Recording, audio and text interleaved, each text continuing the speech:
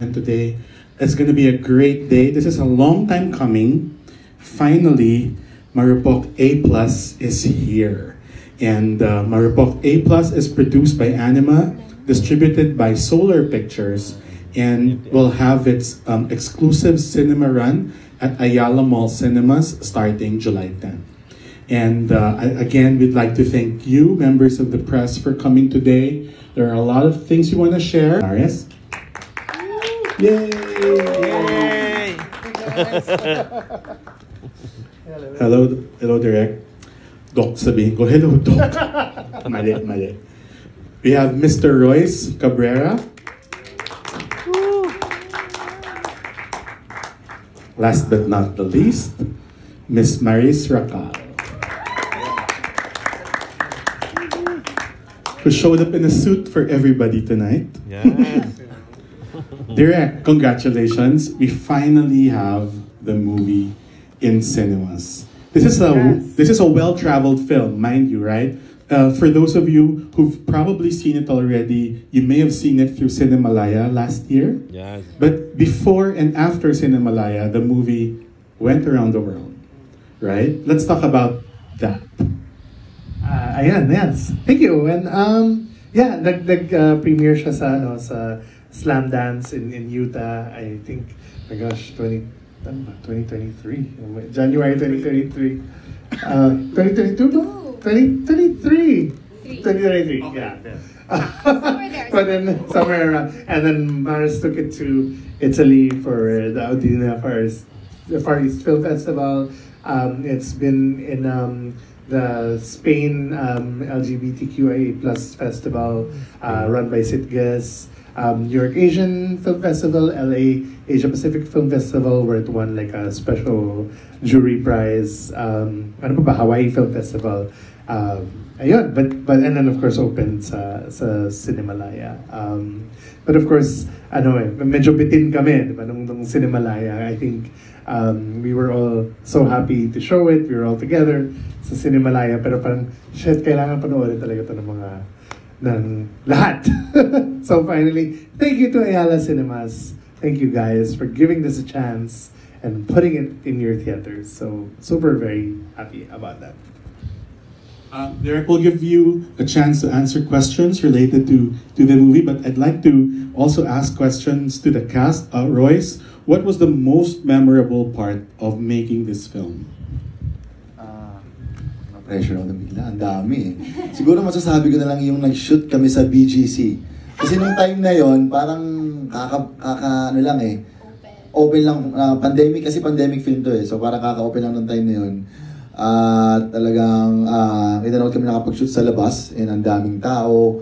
Tapos parang may eksena kami ni EJ doon na biglang may pumasok para magpa-picture. Akala parang nakatambay lang doon, nag-milky tayo. Parang ganun. So yun yung memorable sa akin, na parang sa kabila ng mga lahat ng ganung nangyari. Natapos namin, nakagawa kami ng masabi kong napakagandang pelikula talaga. And Maris, sa dami ng ginagawa mo sa buhay ngayon, ginawa mo ito before a lot of these things happened for you, right? And that this is something, of course, that you would like to share to the public. Why should the public go to cinemas starting July 10 and watch Marupok A+?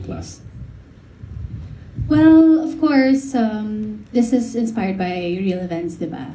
And super nag-viral yun, and it was during the pandemic.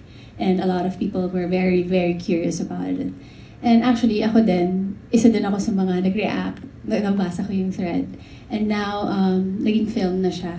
So, basically, I think they would go because of the curiosity, but most importantly, the message of the film. Kasi it tackles very important messages. Isa doon yung transphobia, which is very real, and it happens every day to a lot of trans women and women, and they get bullied a lot every day sa streets, and yung that part we don't know kasi wala tayo sa sapatos nila. And I want people to feel after they watch this movie is, to change their perspective about trans women and trans men. So yeah. I just wanted to add, naalala ko yung kwento mo, yung, nung nabasa mo yung thread, parang, alam mo, feeling ko magiging movie to. At feeling ko ako yung gaganap. Oh my yes! Yes! Oh my gosh! Kasi, ewan ko, nung pandemic talaga, nung nabasa ko yung thread, I really had a strong feeling na parang gagawin tong movie Sana may audition, parang interesting. Tapos biglang, a few months later, biglang si Direk Quark, Maris, ito. Sabi ko, Direk, alam mo ba, naisip ko to. Premonition. As a lot of the members of the press know, this movie was first seen last year.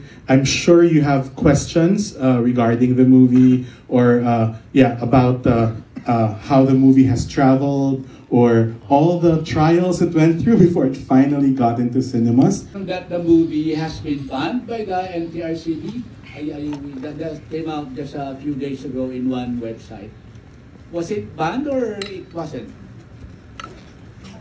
Hala. No, I think it was na move. The play did move because they had an issue with the AF. Yung, so naging A+, as you can see. Ayun, yun lang. So, It was meant to be AF and not A+. Because I yes. said, I'm stupid. I saw it first as AF. It was meant to be It was AF, yes. Okay. So yun, yung may na-ex siya and all that. But, hey, we're here. Thank you, Sir Danny. Who would like to ask the next question? Joke lang. Alan, Ron of Business World. It's been a while since the film was first shown, and I understand through like festival circuit first, kaya ngayon lang siya pinalabas dito. So, how does it feel that parang mahaba yung journey ng film from making it and now in 2024 exhibiting it? Wow. Ako, I watched the film twice kasi I first watched it in Italy for the Far East Film Festival, and sobrang tuwang-tuwa ang community doon. Sobrang gandang-ganda sila sa film. And napanood ko rin siya nung Cinemalaya opening, Cinemalaya 2023. And I remember feeling na parang, wow, sana mapanood to ng mga Pinoy. Kasi ang ganda ng film talaga, it's a gem. And sobrang galing ni Direk Quark. Oo. Kasi I really believe in the film. Yes, the topic is, heavy and it tackles real issues. But ang pagkagawa kasi ng film is dark comedy. So there are a lot of comedy moments. So ngayon, happy kami and excited. Todo promote kami. Pumunta kami sa Pride March. Pumunta kami, ako sa OPAR. Nag-perform at nagprotesta ng poster. Kasi gusto ko talaga mapanood ng mga Pinoy ito. Kasi I feel like sobrang matutuwa sila sa pelikula. And excited kami, sana panoorin nila sa sa cinemas. Dami nating kalaban natin si Joy ng Inside Out. Daming fans. At yung mga aliens. Tsaka mga aliens. Sana po kami, mga totoong tao, mga Pinoy, panoorin nyo. Ayun. Ano yan? Yung feeling na finally. Ayaw nga. Hindi, tulad na sabi ni Maris, ako talaga, walang halong eme o showbiz. Talaga masabi kong napakaganda ng pelikula.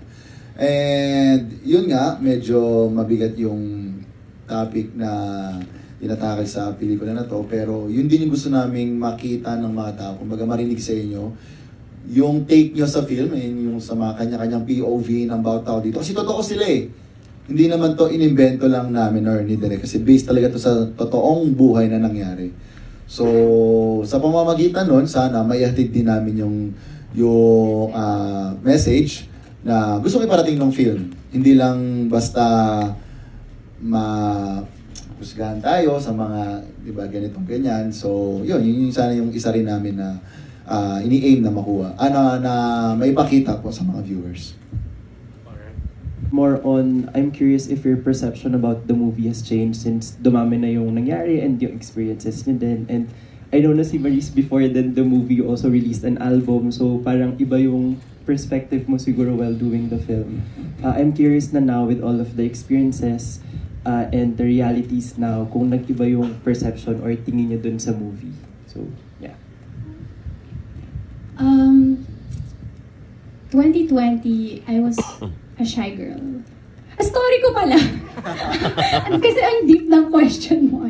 Well, totoo naman, ang daming nangyari and a lot of things have changed na since then. And yung knowledge ko about, the LGBTQIA+ community was konti pa lang talaga compared to now. Now, I still have a lot to learn. Pero yung POV ko dito sa film na to, still the same. Never changed. When I read the script, parang importante to na maipalabas talaga. Kasi, as I said before, kanina, na transphobia is real talaga. And hindi yun sinaseryoso ng ibang tao. Hindi yun, parang wala lang yun sa kanila. And ang mga nakakaramdam nun, totoong-totoo sa kanila, they get bullied every day. So, ayun.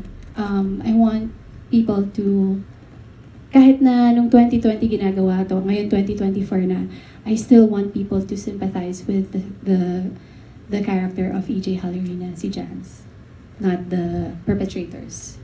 So yeah.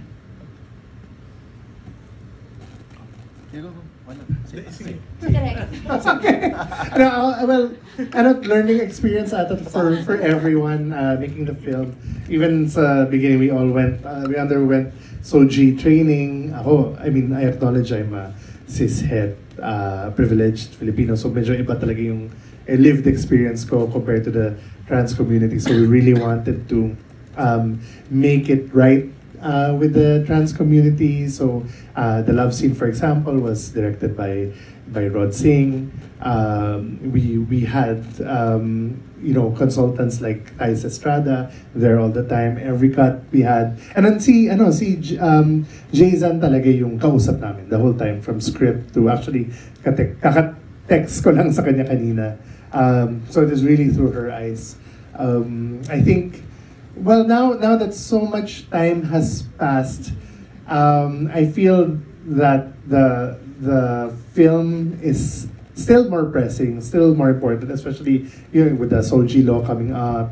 And I think also there was a clip actually na nag-leak of the person BD was based on, nagdidirect. And I think, okay, well, after everything, wala pa lang nagbago, right? So I think we have to be accountable for that. We have to be always vigilant,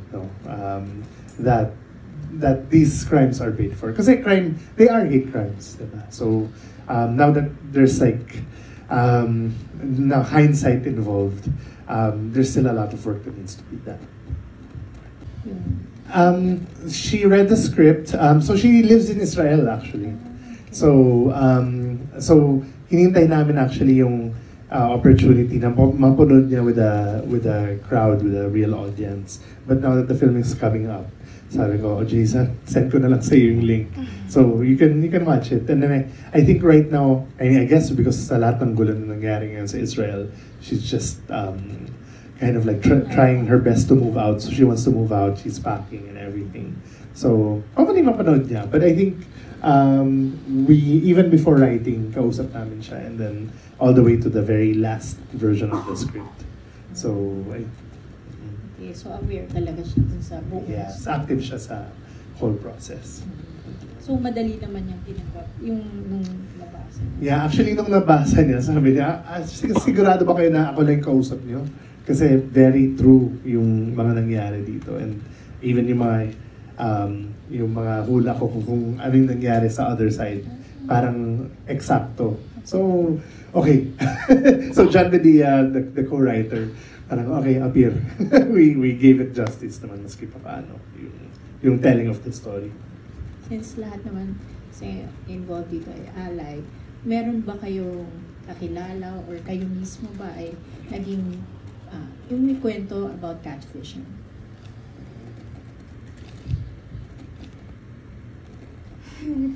Well, maraming, may mga di ba? Even yung mga sikat at nakaka-catfish sila eh. I think, but of course, I think trans community is especially vulnerable to that.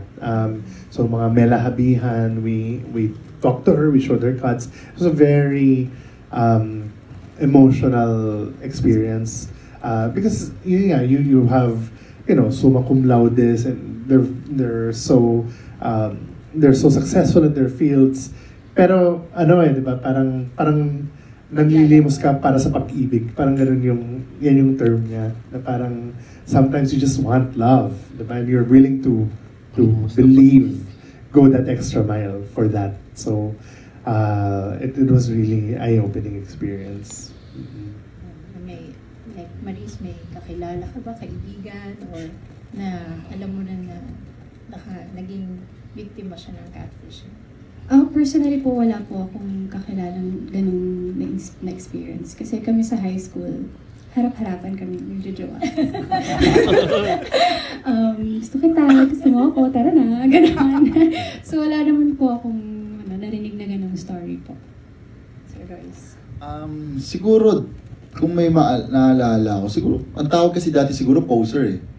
Parang, di ba? Parang medyo may kahalin tulad siya sa catfishing eh. Ginagamit. So may mga kaibigan ako na nabibiktima nun ng poser. Siyempre, computer shop pa nun eh. Nakikilala mo lang sa picture, di ba? Kasi ganyan. Wala pang parang mga, tulad ngayon, ang dami mo ng apps, social media apps, pwede mo hanapin siya.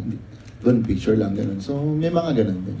Pero yung ganito nangyari dito, medyo wala. Extreme to eh. Malala to. Yun.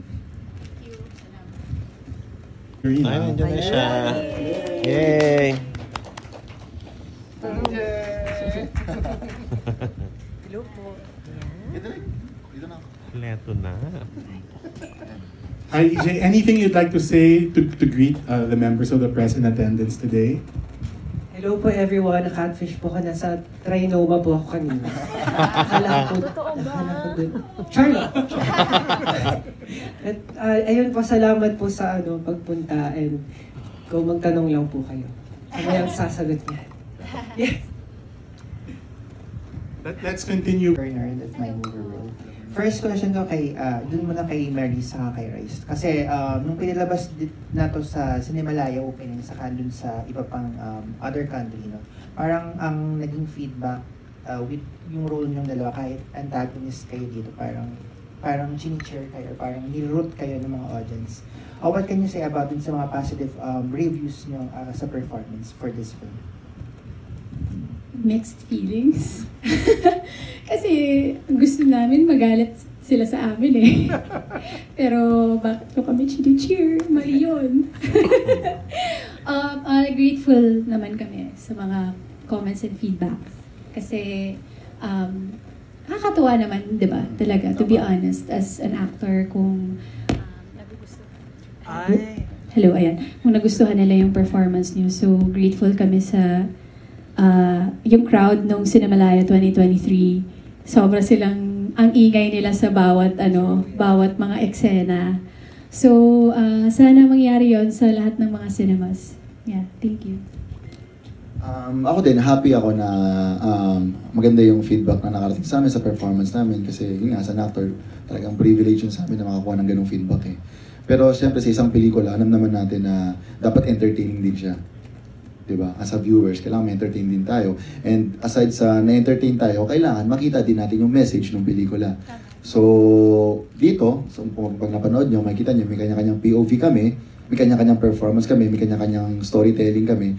So, aside from sa naging mga performance namin bawat isa, talagang napag-usahan, syempre sa gabay din nila direct, and sana makita nyo rin yung message na gusto namin ibigay bawat character namin.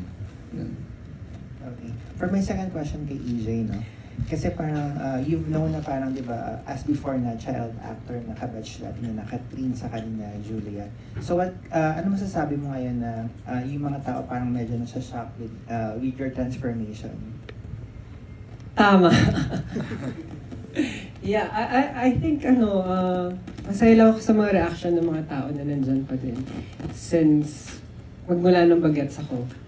I mean, like yung mga kasama ko sa showbiz, ng mga artista, even way back, yung support nila. And even si Kuya Quark, as in like, nag-work kami 8 years old pa ata ako nung way back. So, wow. I mean, parang masaya lang ako na support talaga yung mga tao. And even outside the LGBT community, there are people who, you know, wants to tell our stories. So, importante yun kasi with that, nagkakaroon ng work. Hindi lang yung ilan sa mga LGBT performers, actors. Alam mo yun, I think kahit ilan sa amin nabibigyan ng work. Kapag may nangangahas na magkwento ng mga ganitong storya na nag-X-rating. Diba, from going bulilit to X-rated? Diba? X-rated stuff. I mean, close na naman kami ng MTRCB before. May first episode pa lang ng Going Bulilit, may ano na kami, may tawag na kami kagad. So, sanay na ako from bagets pa lang. So, ayun, thank you. Okay, for my last question, since na kasama kayo na napanood tong movie with international audience, any unforgettable feedback na nakuha niyo from international audience for the cast? Yung sa Italy tayo, no? May may isang encounter na medyo emotional sa akin kasi there were a group of friends and queer sila. And sinabi nila, you made us feel so seen. So yun yung hindi ko talaga makalimutan. And parang nag-pause pa nga ako kasi hinag ko pa sila. Thank you for appreciating our film. We love you. Ganun. Mama Mary loves you. Yeah, I think yung sinabi ni Maris paglabas namin ng sinehan. May mga lumapit sa amin, mga queer, as in mga queer kids sila, mga bagets. So, yung pinaka natatandaan ko, may mag-ama, queer yung anak niya, tapos, alam mo, madaming pinagdaanan sila habang pinanood yung pelikula. Pero they were so grateful na it exists. And to me, na makita yung mag-ama in front of people na nakita mo yung pagmamahal nilang dalawa sa isa't isa. I think speaks a lot about our film and kung ano yung naging impact sa kanila. So, yeah. And the US. Sa amin, kasama ko sa Direct Work sa New York Asia Film Fest. Wow! Sa naalala ko, may lumapit nun sa akin, laking tao. Black American. Laking tao talaga. Pagdating sa akin, yun nga, parang, hindi ko na English kasi mahirap. Sa English, magkakasabi niya sa akin. So sabi nga niya na buti nga daw may mga bansang tulad natin na nagpapalabas ng ganitong klase mga pelikula. Kasi hindi rin siya medyo out. So, na-appreciate niya yung film. Hindi naman din dahil na-catfish siya, pero parang simula na daw to na, alam mo yun, tulad ng sabi ni Marisa, napapansin na sila and nasasabi na rin yung mga story nila. Thank you guys and good luck to you. Thank you. Are you na yung ganitong story was actually portrayed by a trans, and would you feel offended if it was not portrayed by a trans woman? Of course, I mean, I'm so happy na merong work.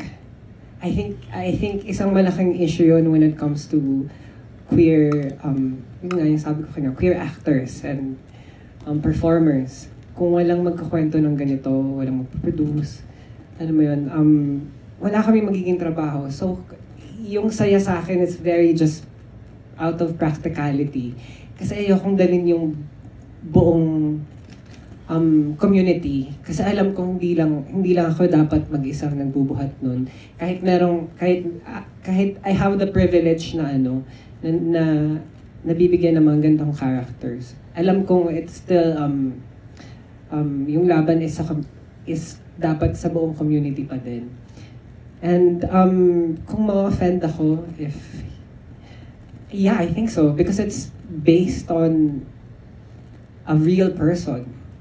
So I think pag hiniram natin yung mga kwentong, especially pinagdaan ng tunay ng isang tao, I think kailangan bigyan natin ng respeto. I mean, kahit ano naman, pag hiniram natin, kailangan, ano, you take care of it. And I think we did well. You know, so, kasi ang hirap ng topic, di ba? And to me, masaya na lang ako na from ibang bansa and to us, na alam yung konteksto ng pagiging Pilipino and, I don't know, yung pagiging online people here in the Philippines. Very specific ng context na yun sa bansa natin eh. So, having seen audiences abroad and here, I think, masaya na lang ako dun sa reaction nila. So, yeah. Thank you, Mars. Thank you. Ayan, and to Maurice, Hello.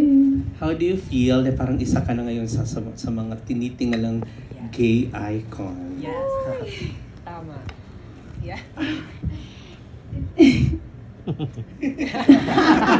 Ganun na lang yung masasabi ko. Ako kasi, hindi ko naman in-expect na hahantong ako sa ganito. Noong 2020 kasi, aminin ko nung start pa lang nung career ko sa industriya, mahiyain talaga ako. Hindi ako makapagsalita, hindi ako makapag-no. Opo lang po ako ng opo. Hindi ako makapag-express kung sino ako.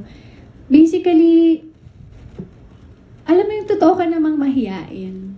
Ikaw naman yun, but you evolve eh. And especially nung pandemic, ang dami nating pinagdaanan, iba't ibang pinagdaanan, di ba? And ako, nag-cling on ako sa happiness ko while watching RuPaul's Drag Race. Yeah. Watching Lady Gaga music videos. Pero guys, bata pa lang ako, nanonood na ako ng America's Next Top Model.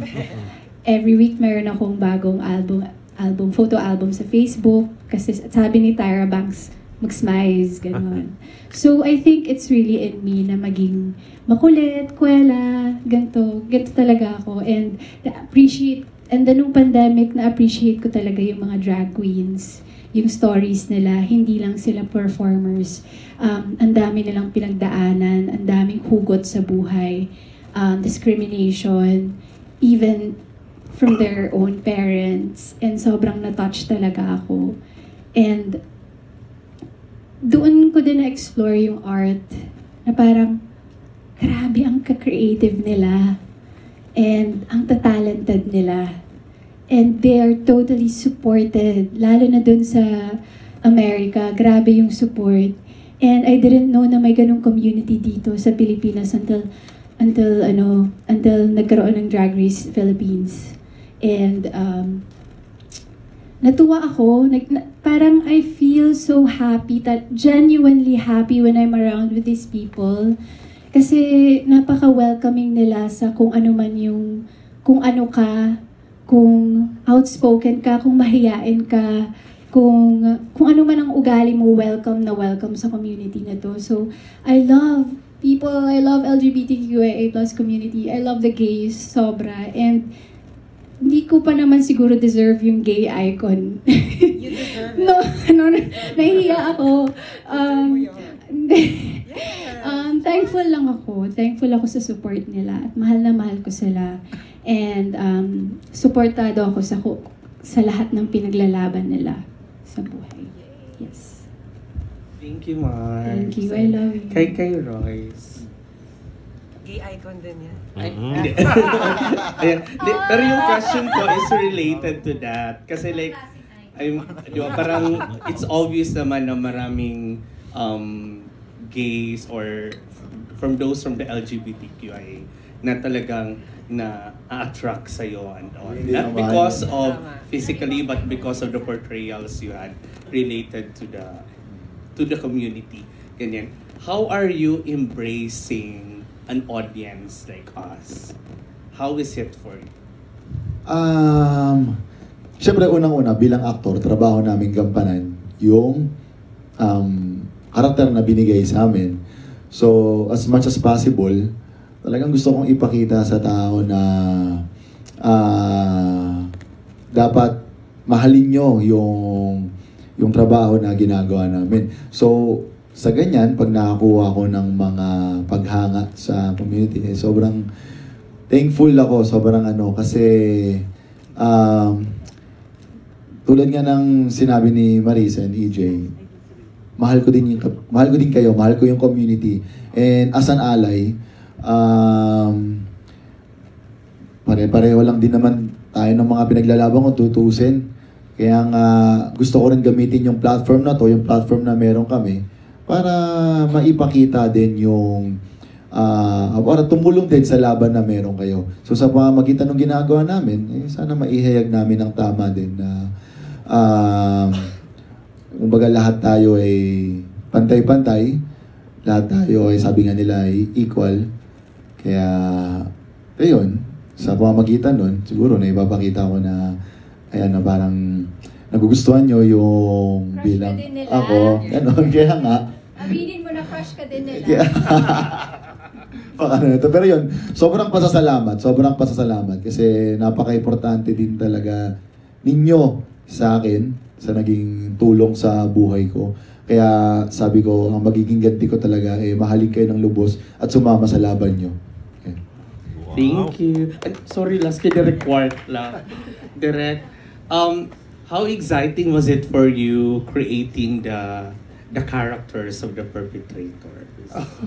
Actually, so, di ba bihira na akong mag-direct ng movie. Yung last movie ko pa ata, 2016 pa or 2015. So when I make a movie, it really means something. And so, I think, when I read the thread, yung Twitter thread, nalala ko 2 a.m. pa yun. Tapos parang, oh my God, I can't stop scrolling. Grabe. Tapos kinapi-paste pa namin ito, document. 19 pages pala yung Twitter thread na yan. But I think one of the things that drew us to the story was, ba't ginawa nila yun? Because, diba, hindi naman sila con artists in the sense na kumita sila ng pera. Wala silang nakuha from it.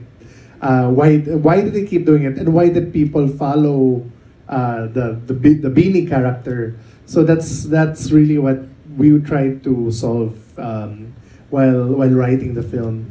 And I think so in terms of casting, si EJ, I think we did beginning simula pa lang as in EJ na kaagad. And I totally forgot. I worked with her. Yung pinakaunang trabaho ko sa film industry, child wrangler ako sa Bagong Buwan of Marilu Diaz Abaya. Wow. So ako yung tagabantay ng mga bata. Tapos when EJ came for her reading, sabi, Kuya Cork, naalala mo pa ba ako? Ako yung isang bata sa Bagong Buwan. It's like, shit! I'm old! No, but EJ, we had no question. It would be her. And Royce, I think nung napanood ko yung toe-sucking scene niya sa Fuckboys. Parang ito na yung guy natin. And I think, Maris, you were like, a very wholesome role. So like, kaya ba ni Maris to na parang evil personified. And when she came in, actually, when we wrote the character, sobrang bully ni Beanie, as in bully na siga. And then the way Maris read, parang mischievous na charming. And then doon nag-click lahat. Parang, oh my God, kaya siya ganun. Kaya na-charm niya yung mga tao. Of course, it can fight back. A lot of people see it nga ba? Bakit ang likable ng character? But ganun talaga yung mga di ba? Sociopathic people. Like, diba? Kaya nagiging cult leader yung mga yan.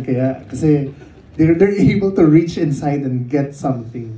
So, this is one of the happiest experiences of my life, working with this wonderful cast. Not only them, Red Oliero, Chaifo na shared, Danny Orzaga, Gabby, of course, Gabby Padilla. So what a wonderful experience na during lock-in. Very unforgettable experience. Thank you. Was there a time ba na naging marupok na rin kayo sa buhay nyo? And paano nyo hinandle yung part na yun ng life nyo? At gaano kayo karupok sa tunay na buhay? Si EJ muna. Yan talaga yung pangdulong question. I think lahat tayo dadaan naman sa marupok stage. Especially when we're young, innocent. we're romanticizing a lot of things na gusto natin ma-experience kasi sinasabi ng mundo na parang kailangan ma-achieve mo yan. So parang, I think, yeah, but I think when it comes to love life, you know, may ex akong binalikan ko after ilang years. So parang, very wrong. I think yun yung pinakamarupok na moment ko.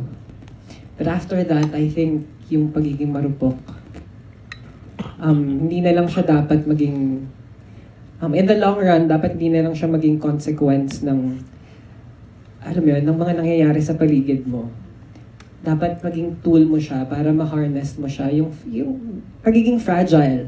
I think maintindihan nyo yun as actors, you always need to be fragile kapag, alam mo yun, kung gusto mong intindihin yung character, di ba? So, importante yung pagiging marupok in so many different ways. So, I think, wag lang masyadong marupok AF. Ganon. Dapat A+ lang. A+ lang. Para hindi tayo baka yung ganon. Yeah. So, marupok A+. Ako, kung ang movie natin A+, ako marupok AF. As in, naalala ko, sa sobrang rupok ko at broken-hearted, nakagawa ng album. Pinagkakitaan mo, Marisa? Pinagkakitaan ko yung mga ginawa sa akin. Kasi, hello, kailangan ko ng pera. Take your power back. Yes, it's me taking my power back. Sinaktan mo, I'm gonna write a song about you. Well, may mga, especially nung early 20s ko, grabe, yung karupukan ko talaga. As in, like,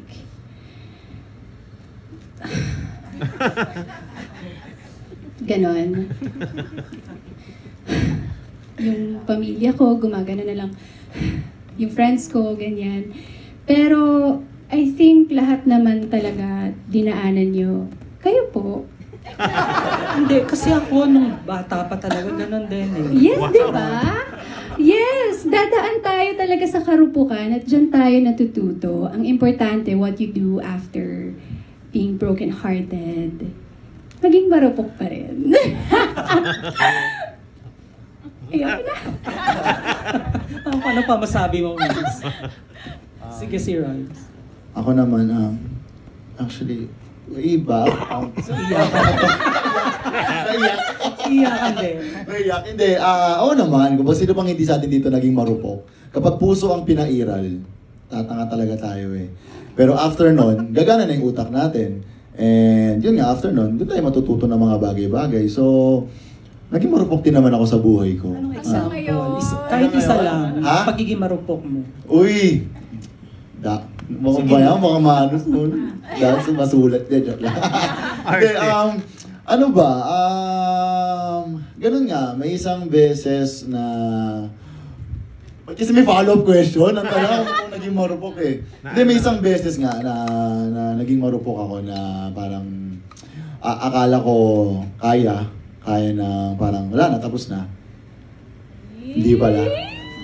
Alam mo yung inahanap-hanap ko siya. Yung mga nakasanayan mo, yung hintayin mong, kung nakita mong makulimlim na, uy, uulan. Papatugtog ka na ng slow music. Ano music? Mga ano to? Yung malibang nag-isip. Walang basta yun. Kumanta talaga. Hindi, pero yun. Naging marupok ako. Thank you, Ron. Alright, thank you so much. Actually, kaya ako kinuha yung mic, ibigay ko kayo direct. Nakatago nga ako eh. Nangyari yan sa States, sobrang patay na patay ako. Wow. Tapos siya, alam ko may alarm bells na kaagad kasi parang siya, kasi syempre na ako sa kanya dahil feminist siya. Tapos siya, counselor siya sa mga abused women and stuff. So parang wow, what a pure heart. Pero may weird thing siya na parang I can party all night and drink and not care and then the next day, parang so naku-compartmentalize niya actually dun dapat. Dun pa lang dapat nakita ko na medyo may something. But it took a year to get over this person. As in, nakikistay pa siya sa bahay. Tapos, anyway! That's why I hid. A+? A+, no? For promo. Okay, game. Para sure lang, baka. Akabawiin, chart. Hi everyone, and to my fellow brothers and sisters and everyone in between sa LGBTQIA+ community, sana po pumunta kayo at manood ng pelikula namin, Marupok A+, together with Maurice Royce, directed by Direct Quark Henares. Only on Ayala Mall Cinemas starting on July 10. See ya! Same din sa'yo. Sa lahat ng mga part ng LGBTQIA+ community, napaka-importanting pelikula nito. And sana panoorin nyo to this coming July 10 exclusively sa Ayala Mall Cinemas. Siyempre sa mga straights din dyan. Sa mga allies at mga hindi pa, mga allies na may friends na hindi pa, hilain nyo sila para mamulat sa araw-araw na buhay ng mga taong ito. And sana supportahan niyo yung film. At sana magbigay kayo ng mga point of views niyo, mga comments, mga reactions. Kasi hinihintay din namin yun. Yun lang po. Sana panoorin niyo. Siyempre, salamat po sa pagpunta niyong lahat. Sa binigay niyong time and effort na pumunta dito. And yun po, sana tulungan niyo po kami na ipakalat yung magandang balita para sa magandang pelikula para mas marami pa tayong mahikayat manood. Yun po, July 10, exclusively ng Ayala Mall Cinema. Thank you po. Marupok AF is a coming-of-age film. So, AF! AF! Marupok AF! No. Sige, Marupok A+. Fine. No, it's a coming-of-age film. At sana mag-come-of-age na rin yung mga audiences whilst watching to see the harsh realities of what our trans brothers and sisters are going through in today's world. On a more personal note, alam ko medyo nanganganib na yung pelikulang Pilipino, no? So, every day, grateful talaga ako na nagkakataon na maipalabas siya sa mga sinahan. So thank you talaga sa Ayala Cinemas. It is as a person who grew up loving movies, watching movies in theaters, means the world to me. Sana mapanood rin ng mga tao sa sinehan. Because, talaga, diba? Once upon a time, number 4 highest producer of films ang Philippines. Sana bumalik tayo sa golden age na yan. So, yeah, thank you. Marupok A+, July 10. Maybe have the cast. Here, please. 1, 2, 3. This side then, please. Ready na? Guys, here lang. 1, 2. Thank you. This side din po. Let's see. Direct.